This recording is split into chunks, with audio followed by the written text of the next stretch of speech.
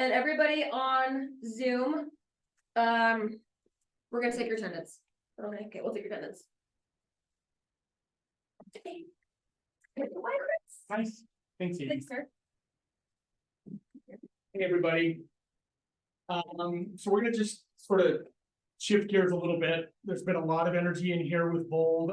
It's all really super exciting. Hopefully this will complement some of the things that some of you have experienced or things we've talked about today. I'm gonna just add a little bit to how we got to right here. So every once in a while, I'm sort of a weird person. I fixate on certain concepts and ideas, and this, and Alex is laughing already because she knows this. But I sort of was kicking around this idea in my head is, what is it that makes it such that in your brain you can know a thing and you can know a thing is good for you and you still don't do it? I'm really good. It's right? That's Jeffy. I'm really good at coaching her, but then It's like, I know I should do whatever, but I just don't do it. How is that? Isn't it strange that we can sabotage ourselves? Right? If I eat right, I'm gonna feel good, right? But I don't. Okay, if I exercise, I'm gonna be a lot healthier, but I don't, right? Maybe some of you as agents are sitting there saying, committed to several hours of daily lead gen, my business would grow. I don't. Or even 15 minutes. What stops us from doing the things we know will make a difference? So these are just ideas, things that I've been thinking about. Certainly fear is one of the things, right? As one example, I don't like calling people. What if I get rejected, right? Are there any real estate agents that don't love the phone, or do you all just are you just the most unique people ever? You love getting on that phone, right? I know some of you don't love it. Maybe it's just uncomfortable. It's just a lot easier to do what I'm doing, right? Change makes me feel vulnerable. I don't want to be vulnerable. Maybe honestly, there's just a total lack of clarity, and I just sort of don't know how to start. It's like I know a thing, I want to be doing this, just not quite sure how to get going. Or I'm just still thinking about it, just kicking it around, it'll happen sometime. Or maybe I even see myself as a doer, but I'm just sort of ineffective because I'm not getting any of the results that I think I should be getting. Anybody ever feel this one, time constraints? Right? I know I should be doing something, but just overwhelmed. There's just no way. Or my life's totally out of balance, right? Sometimes it's just, I don't know, I just don't do it. Right? Sometimes it's just, I want to, but at the end of the day, I just didn't do it. Or I planned on it, but I lost track of my day, right? There's a million reasons why. Ultimately, we're all human, which is the biggest contributing factor, right? We're all human and we make choices every day, all the time. And so there's things I know that I just can't do. So how do we change this? How do we actually go from I know a thing to I'm willing to do a thing? Okay, Dalton, you smiled. What do you got? I did not smile.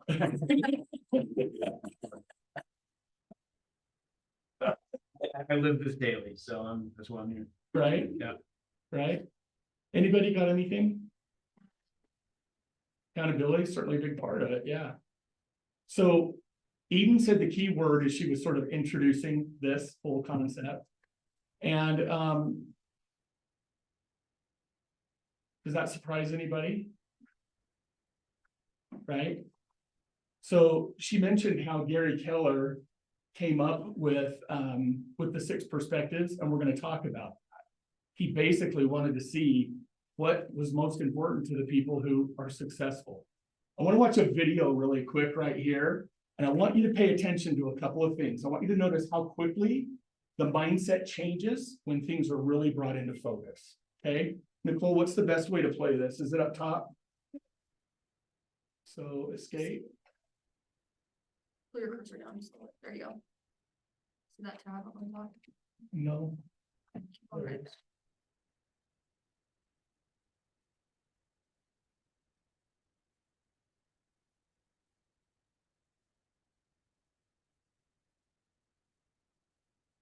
It's muted on YouTube.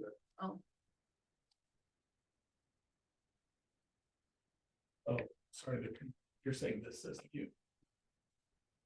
We might still have to turn the TV on.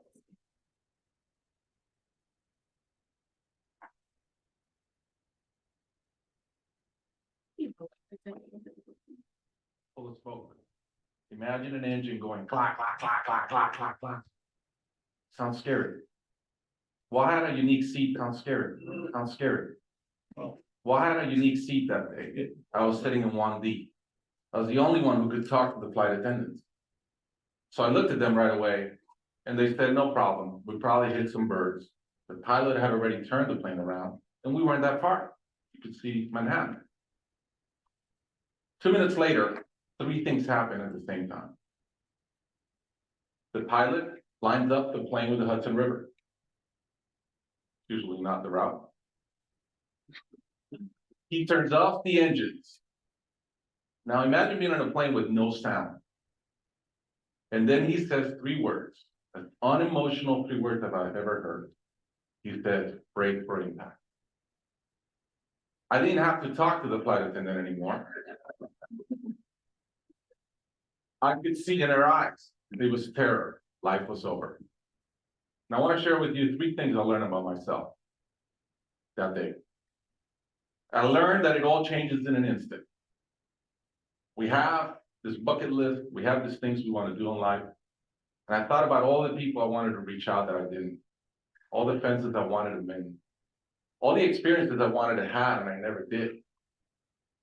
As I thought about that, later on, I came up with a saying, which is, I collect bad wine.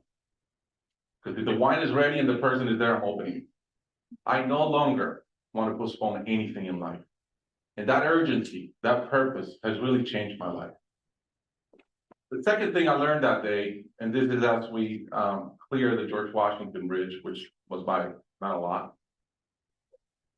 I thought about, wow, I really feel one real regret. I've lived a good life. In my own humanity and mistakes, I've tried to get better at everything I try. But in my humanity, I also allow my ego to get in. And I regretted the time I wasted in things that did not matter with people that matter. I thought about my relationship with my wife, with my friends, with people. And after, as I reflected on that, I decided to eliminate negative energy from my life. Not perfect, a lot better. I've not had a fight with my wife, 2 years, feels great. I'm no longer trying to be right. I choose to be happy. The third thing I learned, and this is as your mental clock starts going 15, 14, 13, you can see the water coming. I'm saying, please blow up, right? I don't want this thing to break in 20 pieces like you've seen in those documentaries. And as we're coming down, I had a sense of, wow, dying is not scary. It's almost like we've been preparing for it our whole lives. But it was very sad. I didn't want to go. I love my life. And that sadness really framed in one thought, which is, I only wish for one thing. I only wish I could see my kids grow up. About a month later, I was in a performance by my daughter, first grader, not much artistic talent. Yeah. And I'm bawling, I'm crying like a little kid. And it made all the sense in the world to me. I realized at that point, by connecting those 2 dots, that the only thing that matters in my life is being a great dad. Above all,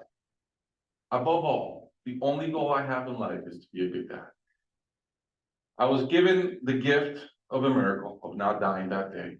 I was given another gift, which was to be able to see into the future and come back and live differently. I challenge you guys that are flying today.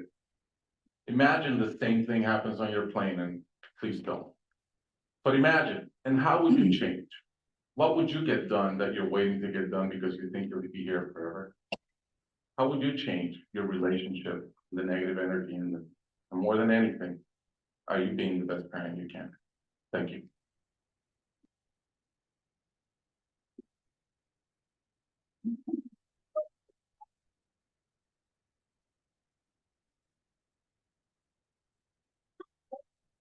Not supposed to make us cry. Haley sent me something yesterday that is really kind of aligned with that. If you don't mind, Yeah, I might get totally remind me of that. It was a Mel Robbins one actually. It says, love your effing life, take pictures of everything, tell people you love them, talk to random strangers, do things that scare you to do.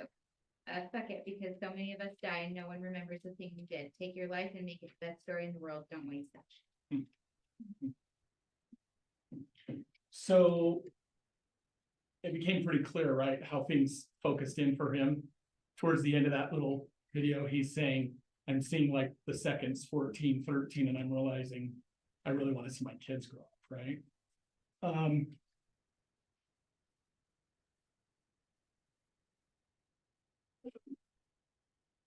This one. Like where? It's on. Right there. Right. So the question for you then becomes, are we willing to change our mindset without facing an imminent threat? Without facing that level of intensity in our lives? Right? Are there things that are intense for us today? There are. There are things that are pushing us and motivating to us. There are, right? We have bills to pay. We have families to raise. We have whatever's on your list, right? That's moving you. But it can also be pretty easy to just, I don't know, be scared. We use the word fear, or it's just uncomfortable. I don't want to make that change, right? So the question becomes, are we willing to change our mindset to accomplish the things that we want to accomplish? Those of you that were at Bold yesterday, the whole thing's about mindset. Consider every motivational speaker you've ever seen stand up in front of you, and they could just put one big word on there, just mindset, right? Everyone at family reunion that I heard that saw Mel Robbins was just like blown away, right? It's just another way of saying mindset. Okay. Eden referred to this. Gary said, when you interview the very top people and ask them what their biggest challenge is, invariably they're going to tell you that it's mindset. Keeping it strong, focused, and positive amid the many challenges they encounter every day on their way to the top. Gary continues, life is an inside to the outside experience. When you get this at a deep level, you realize that who you are inside determines and drives what you are outside. The very best achievers know this, and therefore truly work on and protect their mindset, right? All of this is a precursor to the 6 personal perspectives that we talked about in our class, or in our training last week. That's sort of what, as I was considering all of this and thinking about this issue of I know a thing versus I do a thing, I landed on the 6 personal perspectives because it's one of my favorite things that Keller Williams has to offer. And you can see that was the outcome, right, of Gary's little experiment. So what are the 6 personal perspectives? You all have a sheet in front of you that has them listed there. Commit to self-mastery. Let's just talk about them here for a minute, and then we're going to start doing some exercises. You guys willing to do a few exercises as we go through this? Okay.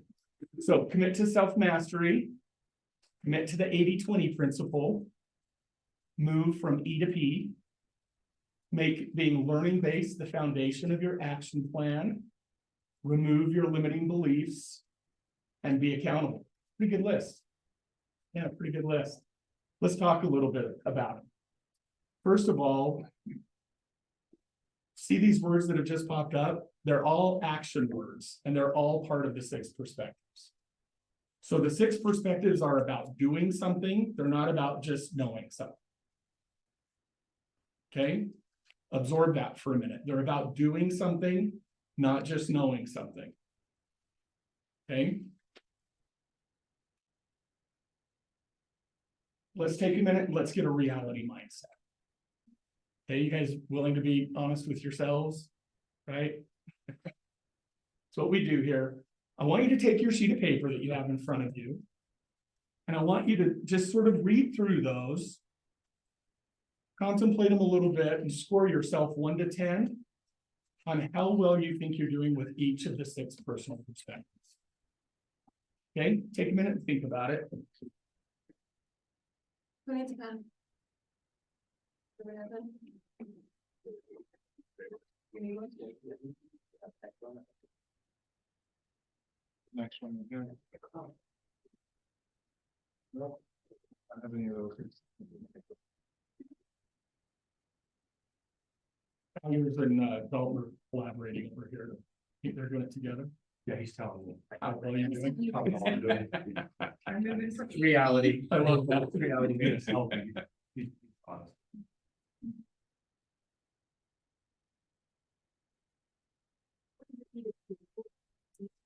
It's a good question, yeah. For those of you that have been around, you know a lot of these, so I didn't explain it. Moving from E to P is moving from entrepreneurial mindset to a purposeful mindset. Look at the quotes that are on the right side, Mhm. and it will kind of give you a little bit of a idea of what they mean.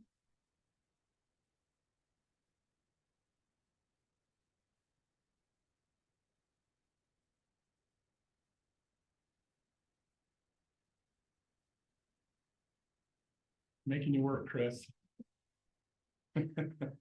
Yes.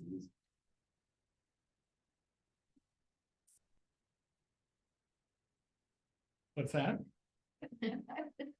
My eyes are struggling. I have to turn the brightness up on my phone. It's a weird thing. As we're wrapping this thing up, I want you to do one other thing on your piece of paper, okay? And I want you to write down a goal that you'd like to accomplish. And I want it to be business oriented, something in your business, one of your goals, okay? Or we're gonna use this goal through the rest of this conversation. What's the time frame on this? It's up to you.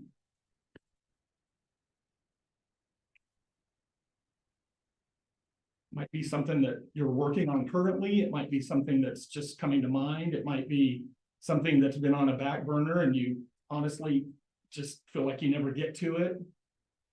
But just write down a goal that you want to accomplish in your business.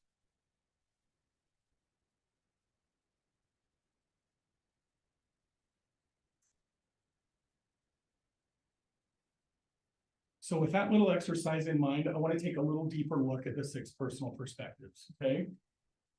The first one, commit to self-mastery.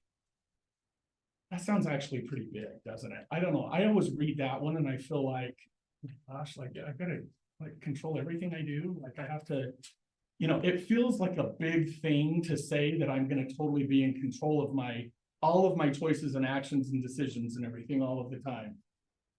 But in the perspective of focusing on an individual goal or an individual thing that we are trying to do, consider that committing to self-mastery means I want to master this thing and be the best at it.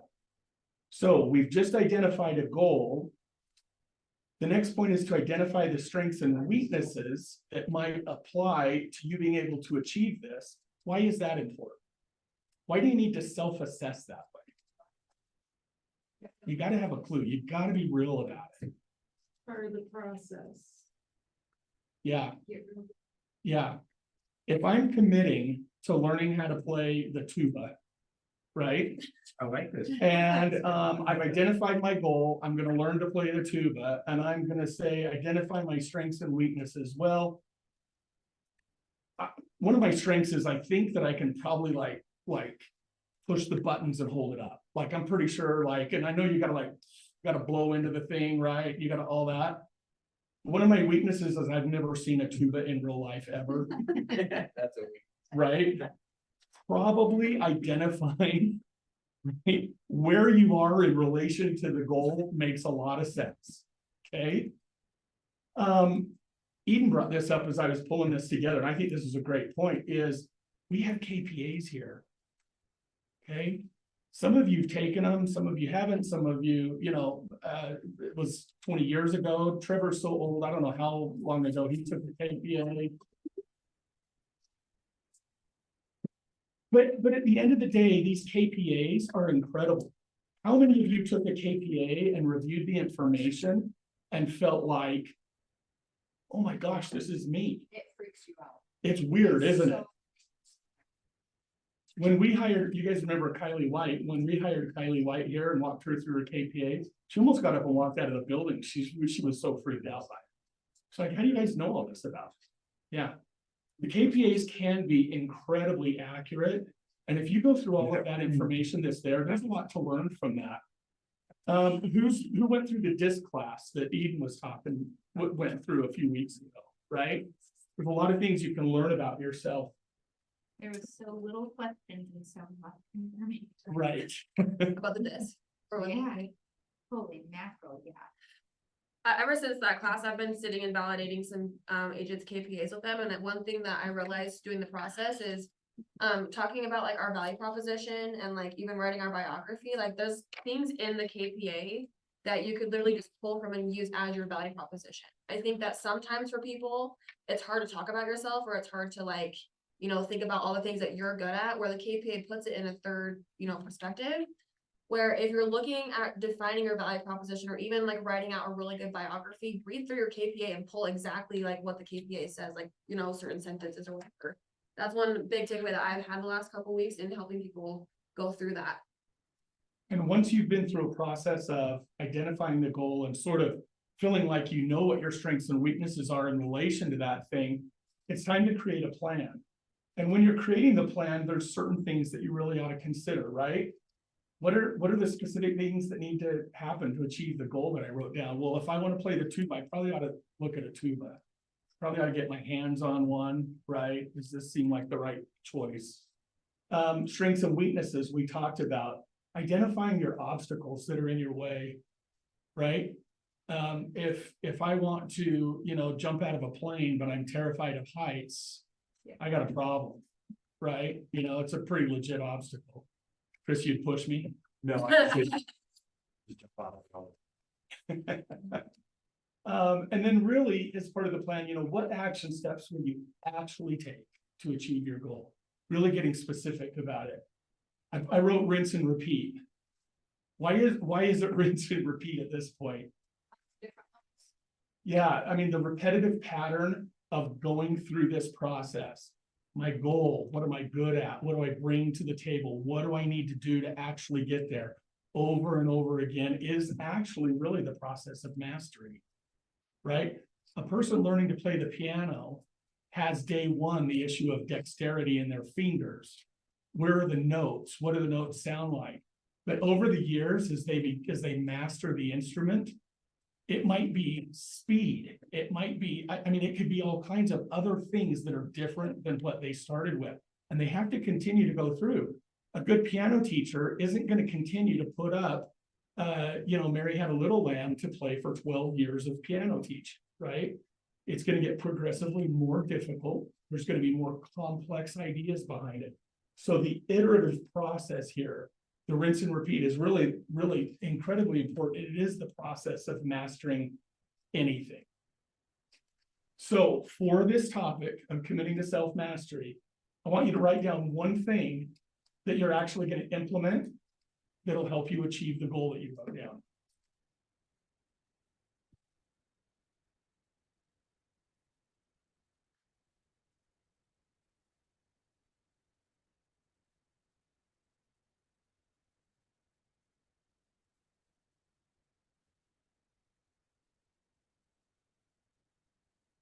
Let's take a look at the next one. Commit to the 80-20 rule. Who knows what the 80-20 rule is? Alex, I saw your hand first. You win. What do you got? It's almost like creating a class. What are you asking me? Yeah, tell us. So 20% of what you do makes up 80% of your. Right. So 20% of your top 20%, right? Is really what you need to focus on. And it's really that 20% of your effort is going to generate the biggest result on whatever you're trying to achieve. Why don't we talk about big rocks? Does anybody know the concept of big rocks? You've all probably heard this, right? Russie, your hand went up. Why do we talk about big rocks? So the big rocks are the things like if you picture a jar, I'm sure you guys have all seen the visual. Yeah. Picture a jar, and if you start by putting water into the jar, for example, and then you try to add in bigger rocks, it's going to overfill. But if you start with your biggest rocks first, and then you can add in sand, and you can put in smaller rocks, and you can add all these things, including water, to the very top. But you have to start with the biggest things first. Yeah. So the other things will fill in the spaces because there's always gonna be, like, the 80% will fill in the spaces, focused on the 20% that really matters. Right. And the exercise actually works, right? We could literally take a jar and do the exercise and it works. If you add the big rocks last to a jar that has sand and pebbles, they will not fit. Vice versa, if you do, if you add the big rocks first, I mean, everything's gonna fill in around there. And the other step here on committing to the 80-20 rule is create a success list, not a to-do list. Isn't that a different mindset? It's a different concept, right? What am I really willing to get done and achieve and be successful at towards my goal versus just a big laundry list of things, okay? There's a huge difference between being busy and actually being productive. Okay, let's do a little activity around the 80-20, okay? I want you to, again, in light of the goal that you have, I want you to list out the tasks that you're either doing or you could do to achieve that goal. And I want you to just write everything, write them all down.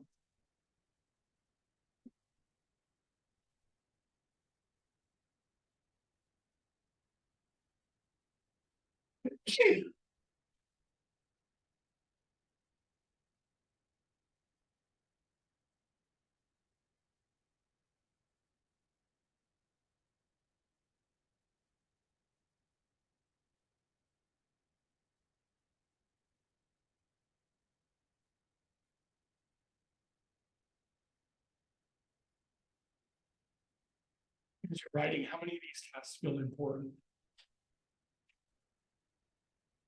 Do they all seem really important? Yeah. Are there some that are more important than others? Yeah, there typically are. On any to-do list, there's going to be things that are more important to do. There just are. Really, on any goal, there might be, 10 things that need to be done.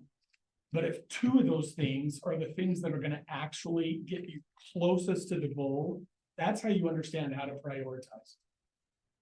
So a lot of effort for people who run their own businesses, a lot of effort can be put into the stuff around the business, right? Do I have a sharp pencil? Do I have a good place that that everything's quiet? Do I have a list of names? Whatever it is, the things that are around you, right? Do I have a computer that works? Do I have right? And then you've got to ask yourself ultimately, how many of those things are going to monetize in your business? So at a point in time, the part of the business that's most important is you've got to talk to somebody and get them under contract and close a transaction, right? But there's a lot of ways.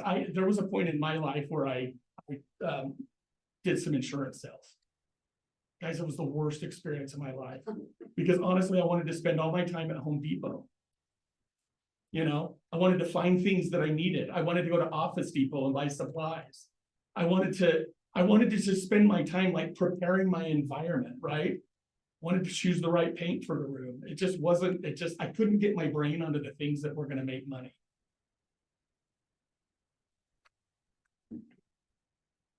So I want you to take your list and I want you to actually just circle on there a few things that you think might be most important.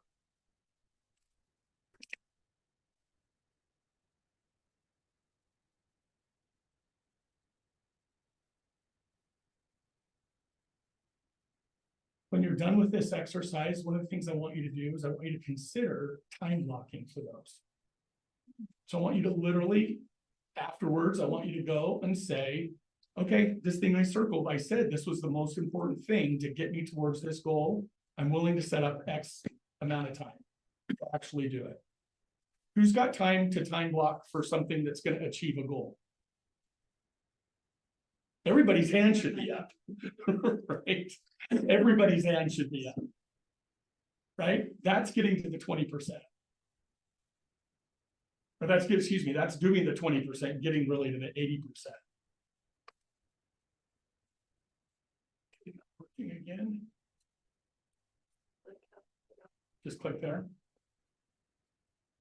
Okay, so just for the 80-20 principle, You've already written down your list of things. So I want you to just identify, I sort of wrote this wrong, but I want you to just identify what that thing is you're really gonna do. Okay, and you've done that. Let's take a look at moving from E to P. This is actually my favorite one. What does it mean to be entrepreneurial?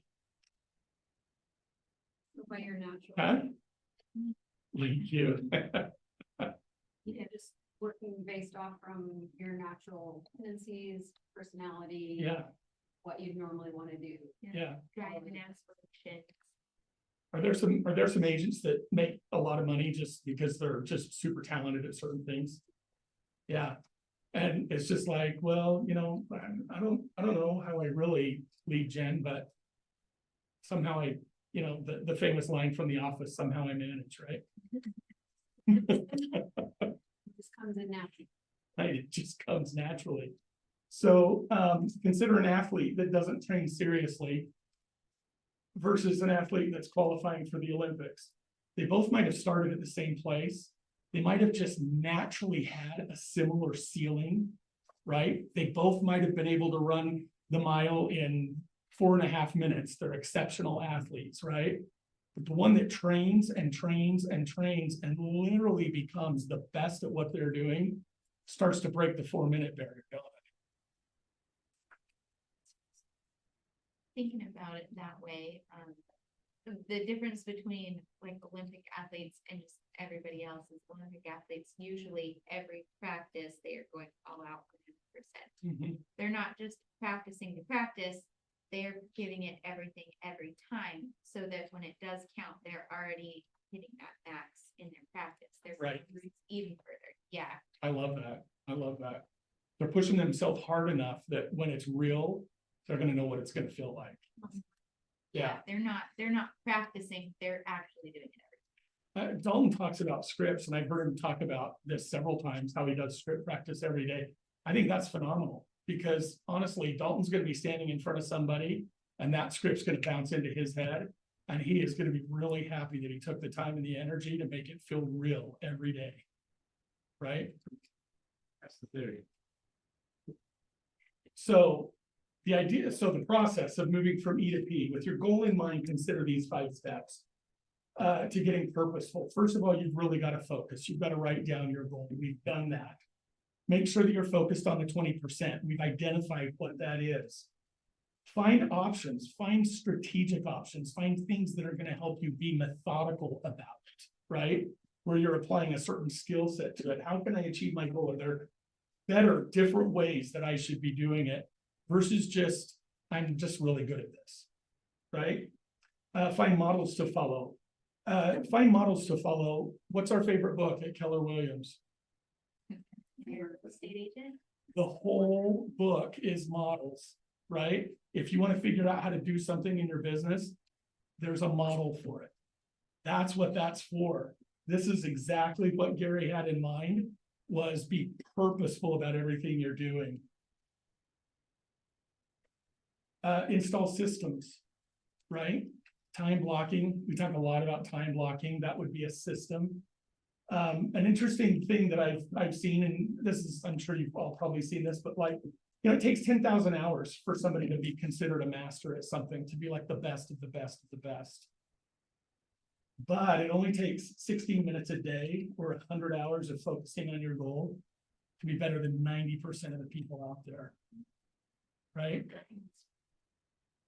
That's really, I mean, I just asked, is everybody willing to time block? Right? For something they want to achieve. So can somebody find 16 minutes in your day to devote to what we're talking about? Okay. Create checklists, test the systems to make sure that they work. And last, bring in accountability, keep track of your activities, right? Measure the things that you do, have an accountability partner. Who's got an accountability partner here? Yeah, I love that. Rusty, who's your favorite accountability partner you have? My favorite accountability. I mean, he's really impacted your life, isn't it? So I think that, I would say my coach Diane is a great accountability partner for me. Maps coaching. Yeah.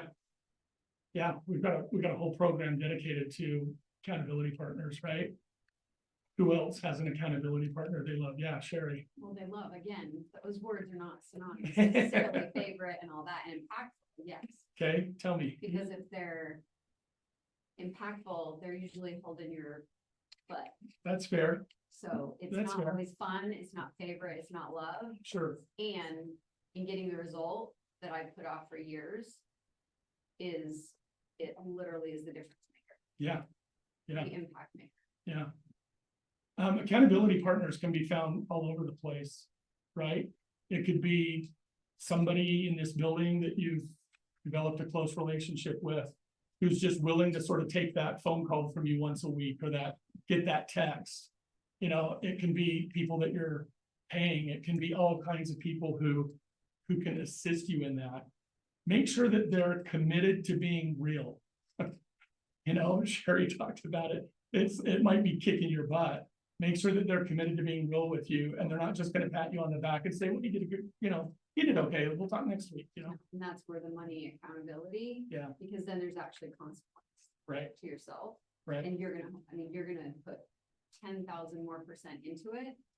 Because there's a cost associated. It's interesting Yeah. you say that with men, because the one time I was successful with weight loss is when I had to give $500 up front, and I would get whatever back was left after the mistakes that I made. Every mistake I made, money would get taken away out of that amount that I get back. That is the only, the only way I've ever been able to lose weight is when. So put your money on the line. Yeah, That's pain versus pleasure. yeah. It's a good idea with Bold right here. Anybody in here need to put their money on the line?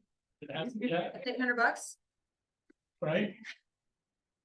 Okay, so for moving from entrepreneurial to purposeful, I want you to write down something that you're gonna implement to achieve your goal.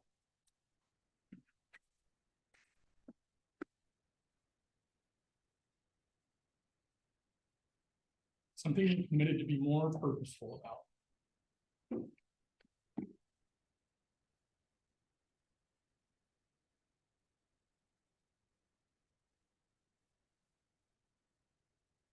Okay, the next one, which is number 4, is to make being learning-based the foundation of your action plan.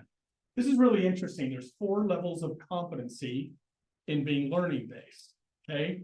This is I find this sort of an interesting concept. As you progress through learning anything, you move through these different levels of competency. So unconscious incompetence basically means you just don't know what you don't know, right? You've never driven a car, you have no idea how complicated it can be. It's just not even, you're not thinking about it, not registering it. Conscious incompetence, which is level 2, you actually sort of figure out what you don't know, right? For example, once you start driving, you might figure out that parallel parking can be a challenge, right? The conscious competence is basically you become proficient at something.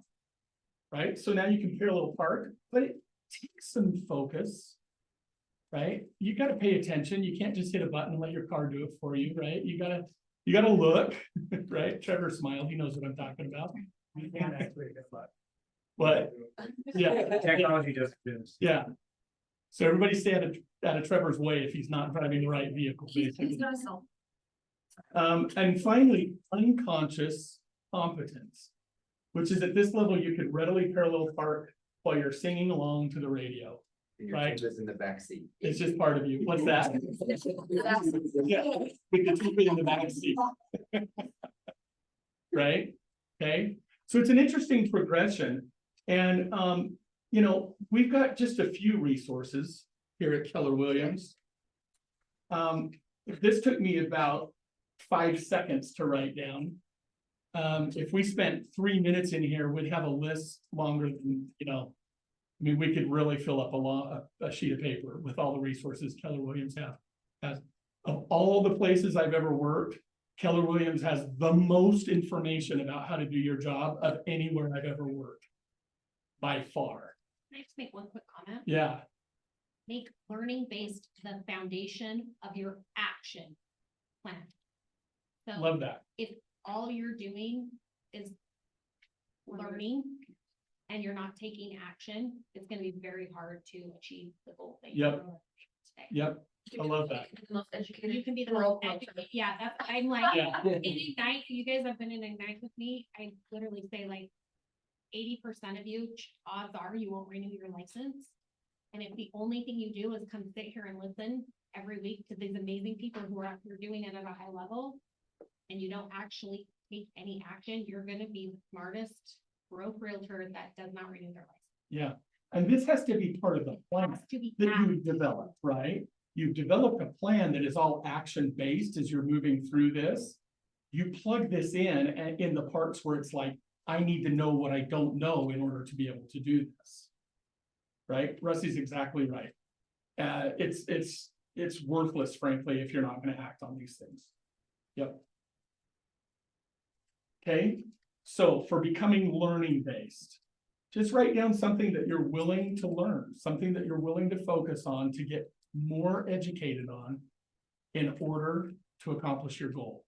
That you're, as Rusty says, willing to put into action.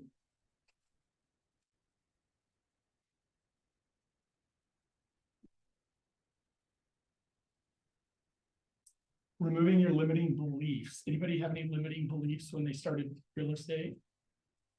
Yeah.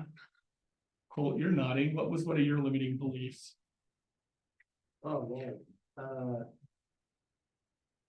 one of mine was I didn't have the right professionalism, I'd say. Like I came from a background of I didn't consider my job prior to this like a professional job. And stepping into something like this where I mean, the stakes are high. Yeah, Most people. And, you know, kind of made me a little nervous stepping into that. you couldn't see yourself in that environment. Yeah. Yeah. Interesting, that's a tough one. That's a tough one. What other limiting beliefs are there? What I hear the most is I don't have enough time. Yeah. Yeah, You wanna know my limiting belief? yeah, Okay, I'm a homeowner, I own 2 homes, mhm, and I've been in my current home for 10, 11 years. I don't want to move, I don't need to move. And therefore, nobody else out there needs to move either. doesn't seem like a need. They're comfortable where they're at, Yeah, and the interest rate is high at this point. yeah. What am I gonna do? So the market just, I mean, a limiting belief, right? The market's just not there. Right. Yeah, yeah. right. And yet, we're having some record numbers, guys. Yeah, I was gonna like, say, I think if that's your transactions are still limiting happening belief, in that's New gonna Jersey. Yeah, through to your clients as well. yeah. So I don't have enough time. I can't be successful in this market. I can't devote 3 hours each day to lead generation. We've got to redirect these things. We've got to flip them on their heads. If I put the time in for training now, I'll reap long-term benefits in my business. Yeah. A shifted market's the very best opportunity for gaining market share, right? I can't afford to miss 3 hours of lead generation. It's my future, right? So we take these limiting beliefs and we flip them on their head. Take a minute, write down one of your limiting beliefs.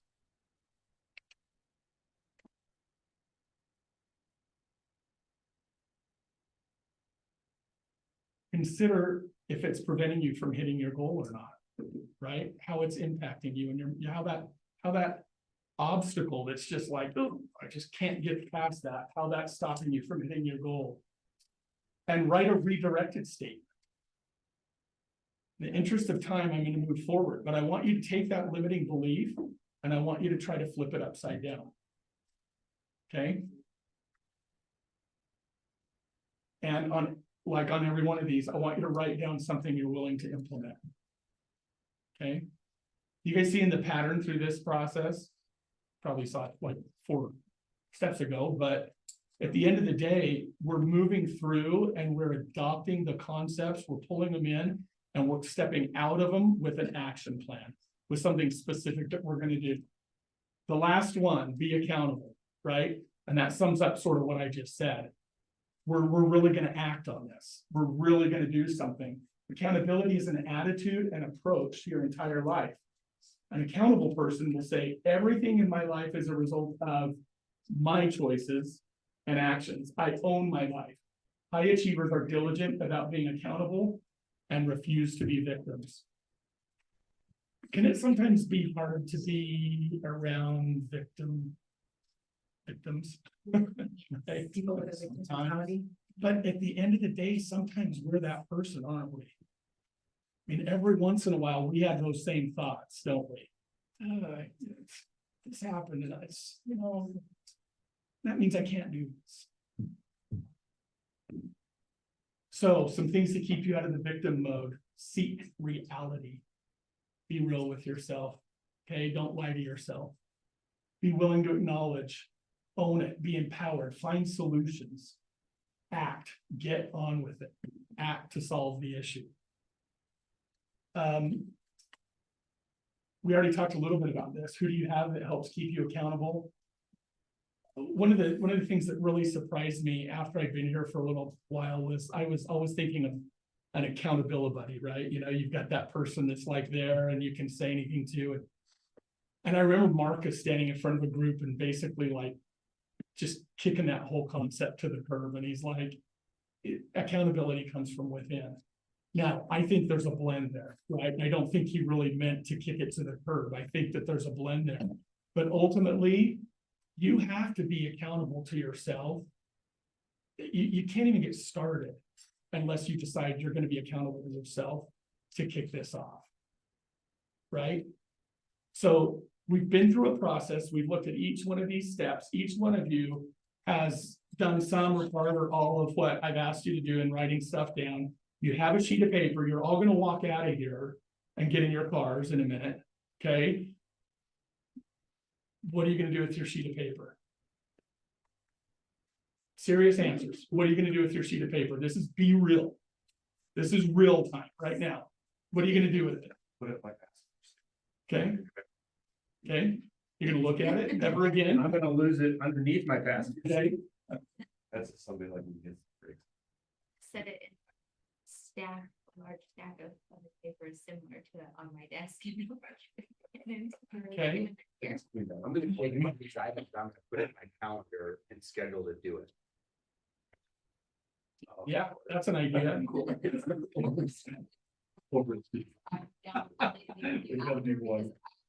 Slides and honestly go through, there's a lot of the micro details that I've never, like, it just brought so much more clarity and focus that I would like a copy of the slides. Sure. I'll send out the Sure. recording and the slide deck to everybody and the recap email. Yeah. As long as you signed in.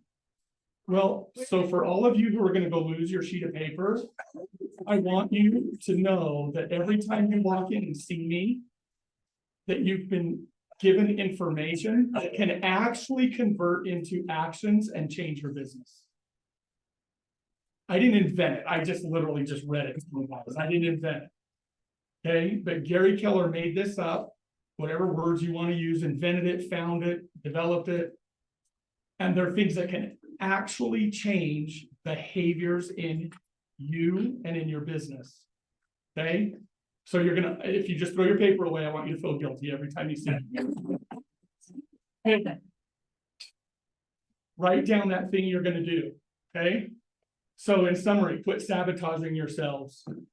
Move from I know a thing to I do by changing your mindset. Use the 6 personal perspectives to achieve your goals. Okay, remember what Gary said, life is an inside to outside experience. When you get this at a deep level, you realize that who you are inside determines and drives what you are outside.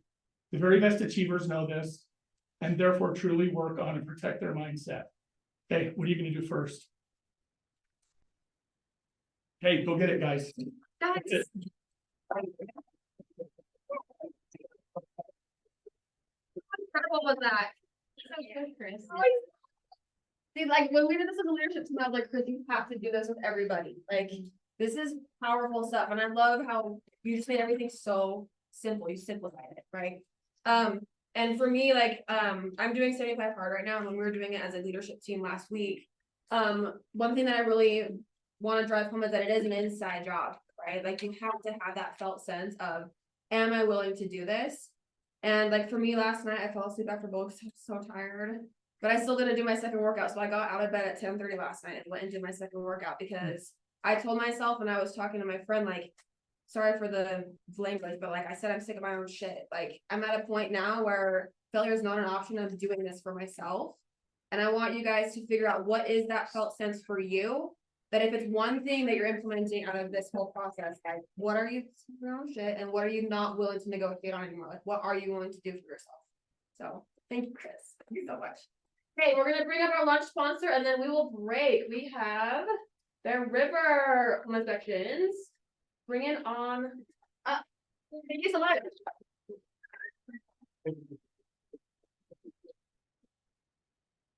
Thank you. I'm Cole Busby with Red River Home Inspections. I've been doing inspections for about 15 years. I've owned this business for about 8 now. I live in Brigham City, but I service basically South Salt Lake through southern Idaho. Go out to Chihuahua or Bear Lake or places like that. Currently, we're $350 for up to 3,500 square feet. I've been trying to hold that price as long as I can, but like everyone else, I'm kind of feeling the crunch of inflation. So we're probably gonna, I just want to make sure you guys know that price won't be forever. We're gonna up it pretty soon here probably. But I am going to, because I feel guilty about upping my prices, make a card that I'll bring here when I get it made for $50 off if you order online. What I feel like really sets us apart in our home inspection more than anyone else is that I have probably one of the most thorough walkthroughs out there. So at the end of the inspection, I like my clients to be there, and we spend about an hour walking through the entire house and pointing out every item that I found, so that we can thoroughly make sure they understand it. And honestly, the result of that is that the majority of the time they're more excited about the house than they were before, because they're able to see, oh, these things are small things that I can handle, that, you know, I can be at home, I can do this. Every once in a while we do find one of those big items that requires other discussions, but you know, that's usually a good thing as well, because they don't want the expenses.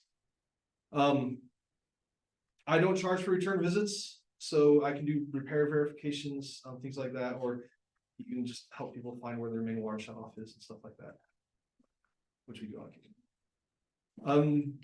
Do you guys have any questions? For the food, I'm trying something new this time. It's a little shop over by Winco called Sketty to Go. They're a little family-owned restaurants. And so I got their food. I left some of their cards there as well, in case you guys are interested. Because they're not a chain, they're just a little family-owned restaurant. But yeah, please join me. So happy. Some focus. Let's go. Get some focus. Yes. I knew I smelled carbs.